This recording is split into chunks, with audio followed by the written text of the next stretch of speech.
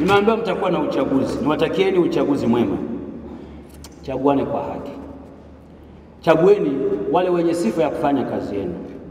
Msichaguane kwa sababu ya urafiki.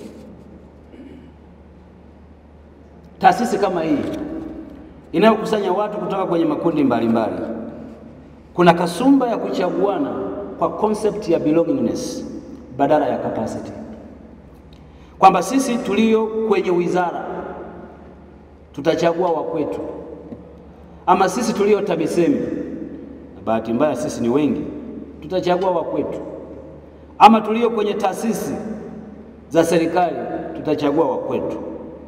Ikiwa dhambi hii itafanywa na wanasheria, haina tofauti na yule anayempigia kura mtu kwa dini yake, kwa kabila lake, ama kwa chochote. Imani yangu kama wanasheria, mtachagua mtu ambaye mkimwangalia kutoka machoni mtaona ndani yake kuna uongozi wa kuipeleka baa yenu mbele na kuifanya iwe effective, kwa sababu hamuhitaji rafiki katika uongozi, mnahitaji mtu anayeweza kufanya kazi yenu ili chama chenu kiwe chenye nguvu. Ifike wakati chama chenu kiheshimike na kuaminika, na ifike wakati maamuzi ya serikali yoyote kabla hajafanyika muwe na influence ya kufanya hayo maamuzi, muwe na input yenu. Mkipata kiongozi wa namna hiyo, mtakijenga chama chenu kitakuwa imara zaidi. Mkipata kiongozi mliyemchagua kwa sababu ya mahali mlikotokea, moja ya kazi atakayowafanyia ni kuwaletea malalamiko juu ya makundi mengine. Matokeo yake mtagawanyika, na mkigawanyika polepole ugonjwa huo utaendelea. Mtafika mahali mtasema sisi bar association tulio TAMISEMI au serikali za mitaa tuwe na subgroup yetu against the rest. Matokeo yake hamtakuwa tena public bar association, mtakuwa public institution bar association, na chama hiki hakitakuwa. Nendeni mkatetee serikali wakati wote, mkatende haki, ionekane haki inatoka mikononi mwenu.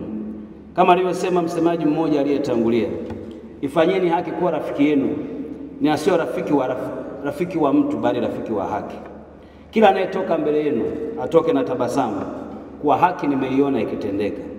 Yule atakayekosa haki atoke ameridhika kuwa hakustahili, na yule atakayeadhibiwa adhibiwe moyoni mwake akijuta ya kuwa alikosea. Usiwafanye watu wakatakapotoka watoke na manunguniko mbele yenu kwa sababu tu wanaamini katika mazingira ya aina fulani kuna haki imepindishwa. Ninyi mkawe upande wa haki wakati wote, na mkutano huu muutumie wakati wote kukumbushana wajibu wenu huu. Ni ushauri wa mgeni rasmi kwenye tukio la chama kikubwa kwa maaskari wa Karamu.